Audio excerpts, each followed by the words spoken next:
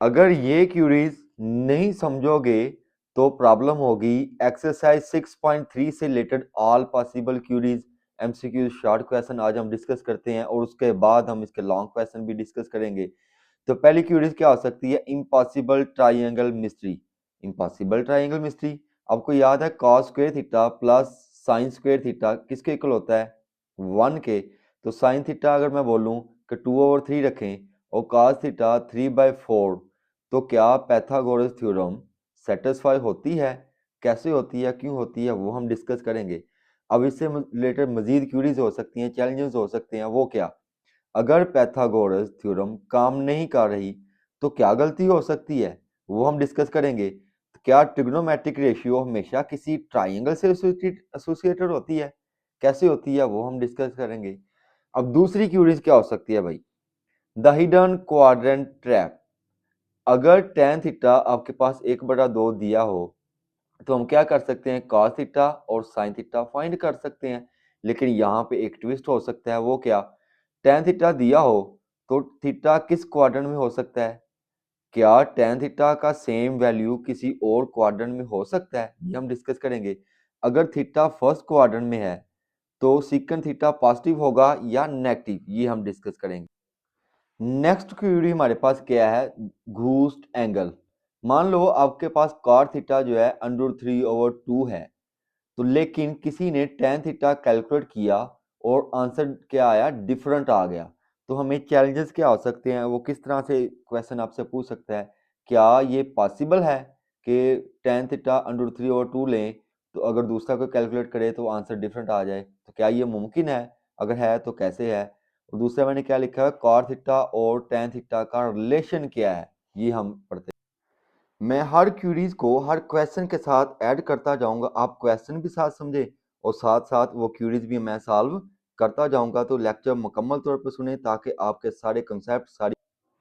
अब एक्सरसाइज 6.3 का पहला क्वेश्चन है, क्या लिखा हुआ भाई? If theta lies in first quadrant find the remaining trigonometric ratio. तो पहले तो आप मेरी बात सुने, टोटल 4 क्वाड्रेंट होते हैं जो आप पहले पढ़ के आ चुके हुए हैं। और ट्रिग्नोमेट्रिक रेशियो टोटल कितनी होती हैं? 6 होती हैं। ये याद रखना, ट्रिग्नोमेट्रिक टोटल कितनी रेशियो होती हैं? 6 होती हैं। और कौन सी होती हैं? साइन, कॉस और टेन। ठीक है, पहली ये 3 होती है बेसिक। फिर इसका रेसिप्रोकल होता है, साइन का रेसिप्रोकल यानी कि उलट क्या होता है? Cosecant theta. कॉस का रेसिप्रोकल क्या होता है? Secant theta. और टेन का रेसिप्रोकल क्या होता है? Cot theta. तो यहाँ पे एक और बात आपने याद रखनी है, साइन थीटा किसके इक्वल होता है? परपेंडिकुलर ओवर हाइपोटेनियस के। कॉस थीटा किसके इक्वल होता है? बेस ओवर हाइपोटेनियस के। और टेन थीटा किसके इक्वल होता है? बेस ओवर परपेंडिकुलर के। तो मैंने क्या बोला? इनके रेसिप्रोकल होते हैं। तो साइन का रेसिप्रोकल क्या होता है? कोसिकेंट। तो ये किसके इक्वल होता है? साइन पी ओवर एच यानी कि परपेंडिकुलर ओवर हाइपोटेनियस। तो इसका रेसिप्रोकल इसको उलट कर लें तो क्या आ जाएगा? एच ओवर पी यानी कि hypotenuse over perpendicular. cos theta का मैंने बोला है कि रेसिप्रोकल क्या होता है? Secant theta. तो cos थीटा किसके इक्वल है? Base over hypotenuse. तो इसको उलट कर लें तो क्या हो जाएगा? Hypotenuse over base. तो tan थीटा का मैंने क्या बोला है? Reciprocal cot theta. तो tan किसके इक्वल है? b और p यानी कि बेस ओवर परपेंडिकुलर। तो इसका उलट कर लें, क्या आ जाएगा? Perpendicular over base. अब इसका पहला पार्ट है, लिखा हुआ है sine theta is equal to 2/3। तो साइन थीटा किसके इक्वल होता है भाई? Perpendicular over hypotenuse. यानी कि ये जो 2 दिया हुआ है ना, ये आपका क्या है? परपेंडिकुलर। और 3 आपका क्या है? हाइपोटेनियस। कौन सा मिसिंग है भाई? आपका बेस मिसिंग है। तो वो हम निकाल लेंगे कैसे?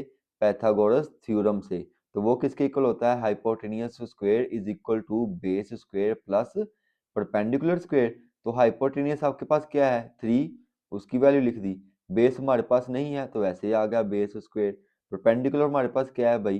2 है, तो वो लिख देंगे। 2 का स्क्वायर क्या आ जाएगा? 4। 3 का स्क्वायर क्या आ जाएगा? 9। बी चूंकि हमने फाइंड करना है तो +4 इधर क्या हो जाएगा? -4। 9 में से 4 निकाल देंगे तो क्या आ जाएगा? 5। तो स्क्वायर खत्म करने के लिए क्या लेते हैं? Under root. Taking under root ले लेंगे, बी के ऊपर भी अंडर रूट लेंगे और 5 के ऊपर भी अंडर रूट लेंगे। 5 का अंडर रूट 5 आ जाएगा। तो स्क्वायर जो है अंडर रूट से कैंसिल हो जाएगा, क्या आ जाएगा आपके पास? बी। यानी कि अब आपके पास परपेंडिकुलर भी है, हाइपोटेनियस भी है और बेस भी है। तो हम 6 ट्रिग्नोमेट्रिक रेशियो निकाल लेंगे। आपने ये फार्मूला याद रखना है। साइन थीटा किसके इक्वल होता है भाई? परपेंडिकुलर और हाइपोटेनियस। तो परपेंडिकुलर आपके पास क्या है 2, हाइपोटेन्यूज क्या है 3, तो क्या लिखेंगे 2/3। अब इसका रेसिप्रोकल क्या होता है कोसेकेंट 2/3 है तो क्या कर देंगे 3/2। अब cos थीटा किसके इक्वल होता है भाई, वो होता है बेस ओवर हाइपोटेनियस।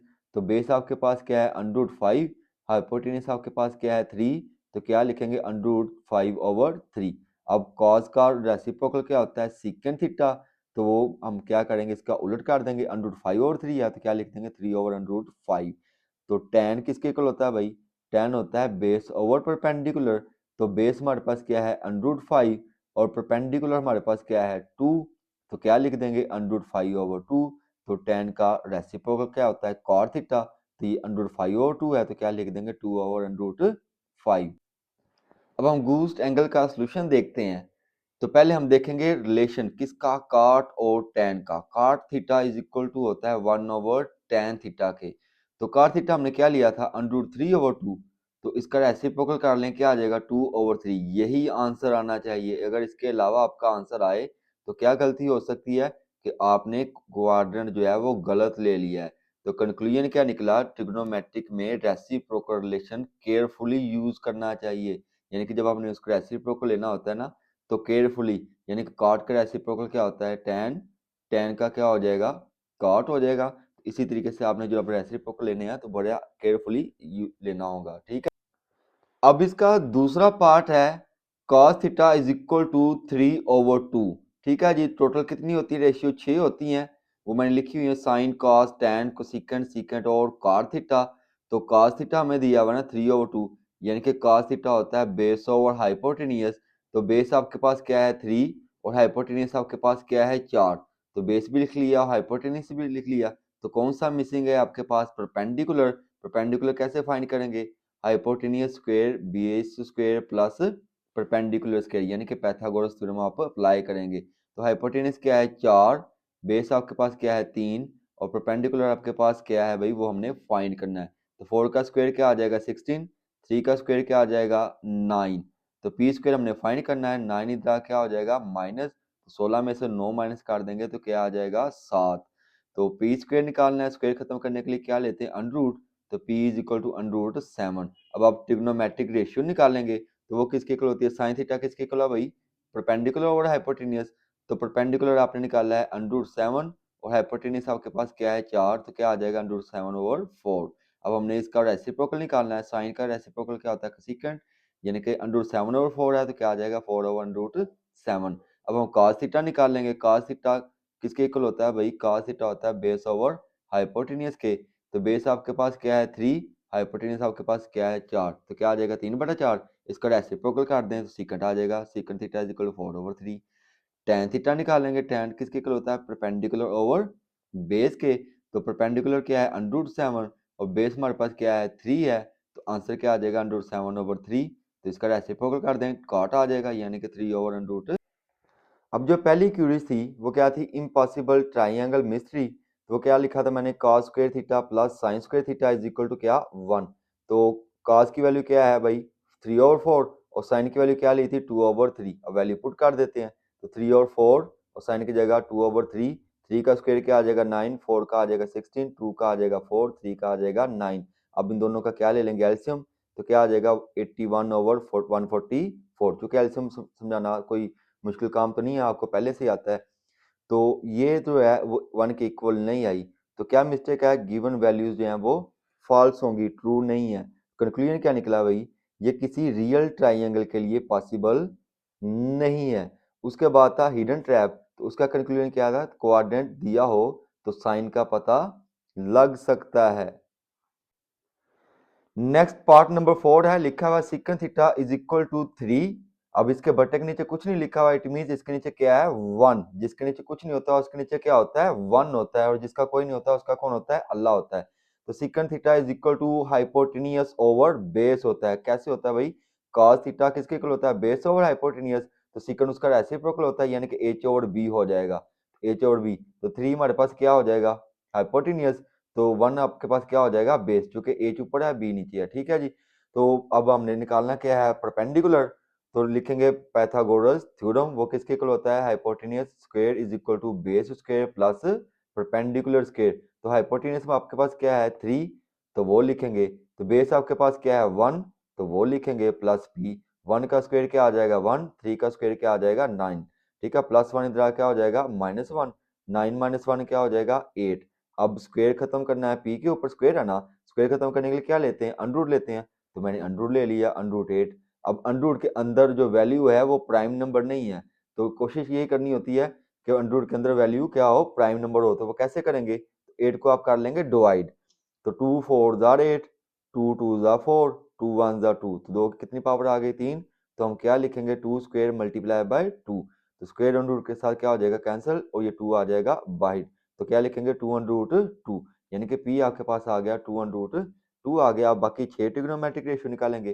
तो साइन थीटा किसके इक्वल होता है परपेंडिकुलर और हाइपोटेन्यूज, तो परपेंडिकुलर आपने अभी निकाला है 2 अंडर 2, वो लिखेंगे। और हाइपोटेन्यूज आपके पास क्या है 3, वो लिख दिया। अब इसको और रेसिप्रोकल कर दें कोसेकंड थीटा, तो कोसेकंड थीटा क्या हो जाएगा 3/2 √2। अब cos थीटा निकालेंगे, cos थीटा किसके इक्वल होता है बेस ओवर हाइपोटेन्यूज, तो बेस आपके पास क्या है 1, हाइपोटेन्यूज आपके पास क्या है 3, तो क्या आ जाएगा 1/3। इसका रेसिप्रोकल कर दें तो क्या आ जाएगा secant theta, secant theta is equal to 3। अब tan थीटा निकालना है, tan थीटा किसके इक्वल होता है परपेंडिकुलर ओवर बेस के, तो परपेंडिकुलर आपने अभी निकाला है क्या है 2/2, वो लिखेंगे। ओवर बेस आपके पास क्या है 1, तो वो लिखेंगे, बटे के नीचे वैसे 1 लिखते नहीं है, मैंने इसलिए लिखा है क्योंकि हमने इसका रेसिप्रोकल लेना है। cos theta is equal to 1/2 क्योंकि इसका रेसिप्रोकल हो जाएगा। नेक्स्ट 5 वाली क्यूरी है अल्टीमेट टैन कॉट बैटल। अगर टैन और कॉट को मल्टीप्लाई करवाएं तो क्या आंसर हमेशा 1 आता है, क्यों आता है, कैसे आता है, ये क्या इसमें कोई एग्जेप्शन हो सकती है, ये मैं आपको समझाता हूं। अब देखें टैन मल्टीप्लाई बाय कॉट मैंने क्या बोला इक्वल टू 1, क्या 1 ही आता है, क्यों आता है, कैसे आता है, भाई सॉल्व कर लेते हैं। टैन किसके इक्वल होता है साइन ओवर कॉस के, कॉट किसके इक्वल होता है कॉस ओवर साइन के, तो साइन साइन से कैंसिल, कॉस कॉस के साथ कैंसिल, तो क्या आ गया 1। ओके हो गया जी। 5 है, क्या लिखा है भाई cot theta is equal to √3/2, तो cot थीटा आपका होता है बेस ओवर परपेंडिकुलर, तो बेस आपके पास क्या है √3, परपेंडिकुलर आपका √2, क्योंकि होल अंडर लिखा हुआ है, तो बेस ओवर परपेंडिकुलर, बेस आपका ऊपर वाली वैल्यू होती है, परपेंडिकुलर आपकी नीचे वाली वैल्यू होगी, ठीक है। तो आप पाइथागोरस थ्योरम अप्लाई कर देंगे, वो क्या है h square is equal to base square plus perpendicular, तो बेस आपके पास √3 और परपेंडिकुलर आपके पास √2, तो स्क्वायर अंडर के साथ कैंसिल हो जाएंगे, तो क्या आ जाएगा 3 + 2 और 5 आ जाएगा। तो स्क्वायर खत्म करने के लिए आप क्या लेते हैं अंडर रूट लेंगे, तो दोनों के ऊपर अंडर रूट ले लेंगे, h स्क्वायर अंडर रूट 5, तो स्क्वायर अंडर रूट के साथ कैंसिल हो जाएगा, तो आपके पास क्या आ जाएगा अंडर रूट 5। अब आपने इसकी ट्रिग्नोमेट्रिक रेशियो निकालनी है, तो साइन थीटा होता है किसके इक्वल भाई परपेंडिकुलर ओवर हाइपोटेन्यूज, परपेंडिकुलर आपके पास क्या है अंडर रूट 2, हाइपोटेन्यूज आपने अभी निकाला है अंडर रूट 5, तो क्या आ जाएगा under root 2 over under root 5, इसका रेसिप्रोकल क्या होगा कोसेकंड थीटा, वो क्या आ जाएगा under 5 over under root 2। Cos theta, tan theta और सीकंड थीटा और कॉट थीटा, चूंकि पहले मैं आपको लेक्चर समझा चुका हूँ, आपने इसकी वैल्यू खुद निकाल कर रख लेनी है और कमेंट सेक्शन में भी बता देनी।